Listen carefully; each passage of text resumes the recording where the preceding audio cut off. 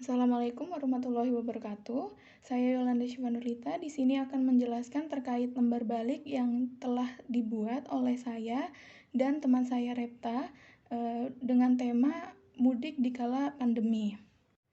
Lembar balik atau flip chart ialah media penyampaian pesan atau informasi-informasi kesehatan dalam bentuk lembar balik, biasanya berbentuk buku gambar ataupun seperti kalender, di mana pada bagian depan berisi penjelasan secara umum dan di belakang berisi penjelasan yang lebih rinci atau lebih lengkap.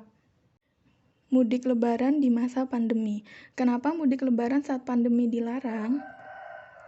Larangan mudik tertuang dalam Surat Edaran SE Satuan Satgas Penanganan COVID-19 Nomor 13 Tahun 2021 tentang peniadaan mudik Hari Raya Idul Fitri tahun 1442 Hijriah dan upaya pengendalian penyebaran COVID-19 selama bulan suci Ramadan 1442 Hijriah.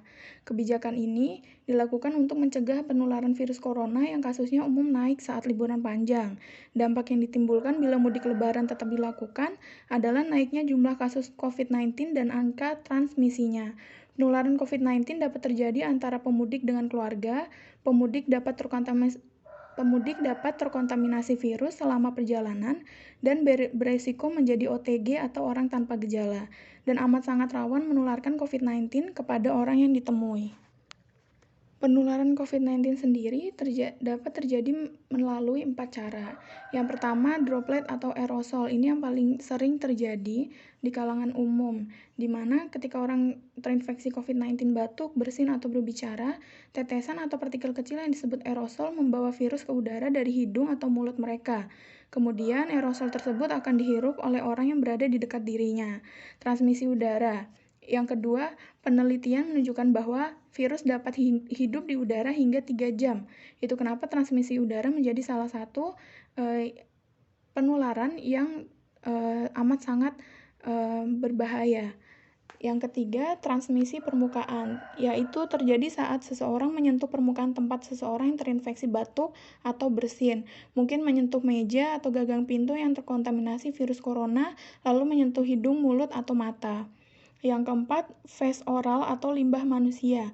Cara penyebaran ini dapat terjadi melalui kotoran manusia. Sebuah studi menunjukkan bahwa partikel virus dapat ditemukan di kotoran orang yang terinfeksi COVID-19. Namun, para ahli tidak yakin apakah infeksi dapat menyebar melalui kontak dengan kotoran orang yang terinfeksi jika orang tersebut menggunakan kamar mandi dan tidak mencuci tangan.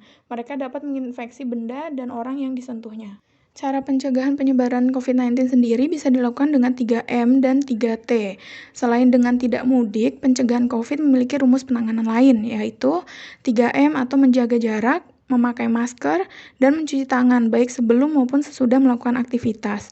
Yang kedua yaitu dengan 3T, yaitu testing, tracing, dan treatment. Testing atau pemeriksaan dilakukan secara dini agar dapat mengetahui hasil dengan lebih akurat sebelum orang tersebut melakukan satu kegiatan berikutnya, yang dimana kegiatan tersebut melibatkan banyak orang.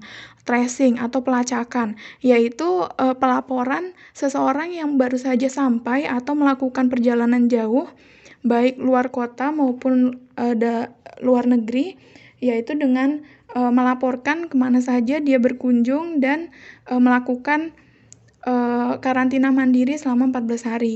Yang ketiga yaitu treatment atau perawatan, di mana apabila seseorang sudah terkontaminasi dan sudah terinfeksi virus COVID-19, maka orang tersebut harus mendapatkan perawatan yang tepat dan secepatnya, agar menghindari adanya kemungkinan terburuk lain seperti meninggal dan juga terjadi penyebaran yang lebih luas.